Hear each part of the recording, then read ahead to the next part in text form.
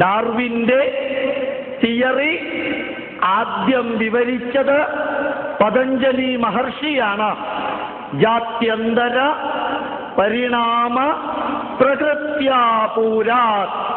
ജീവജാലങ്ങളുടെ പരിണാമം പ്രകൃതി നിയമമാണ്.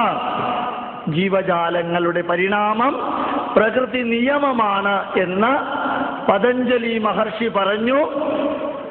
ഈ പ്രപഞ്ചം അതേ സിദ്ധാന്തത്തിലൂടെ ഓരോന്നിനെയും പരിണാമം ചെയ്ത് മത്സ്യ കൂർമ്മ വരാഹശ്ച നരസിംഹോദ വാമന രാമോ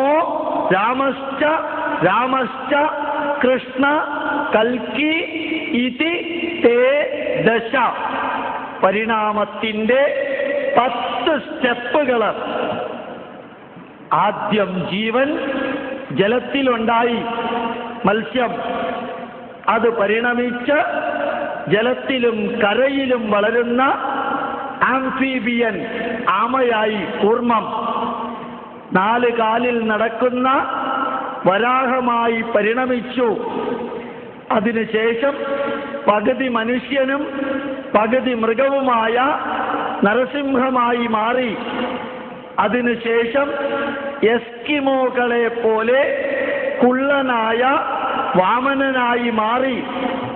അതിനുശേഷം ആയുധമേന്തി നിയമങ്ങളില്ലാതെ സർവ്വതിനെയും കീഴടക്കാനുള്ള ശക്തി കൊണ്ടുള്ള ഒരു മനുഷ്യനായ പരശു ആയുധം, പരശുരാമനായി.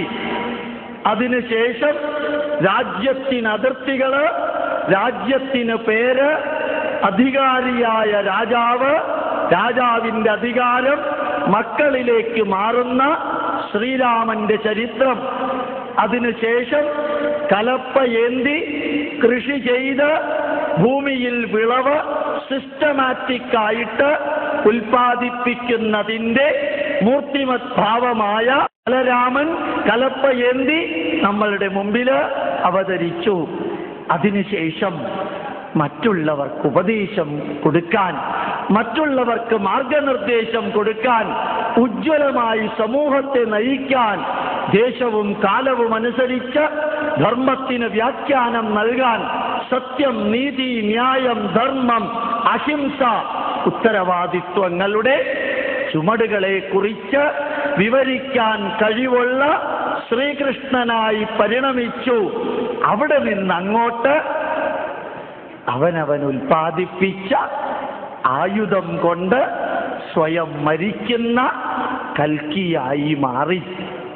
ഒരു ഉജ്ജ്വല പരിണാമ സിദ്ധാന്തം ദശാവതാരങ്ങളിലുണ്ടെന്ന് അതിപ്രഗത്ഭരായ, ഭാഗ്യത്തിന് ഇന്ത്യക്കാരല്ലാത്ത ശാസ്ത്രജ്ഞന്മാര് വിവരിക്കാൻ തുടങ്ങി.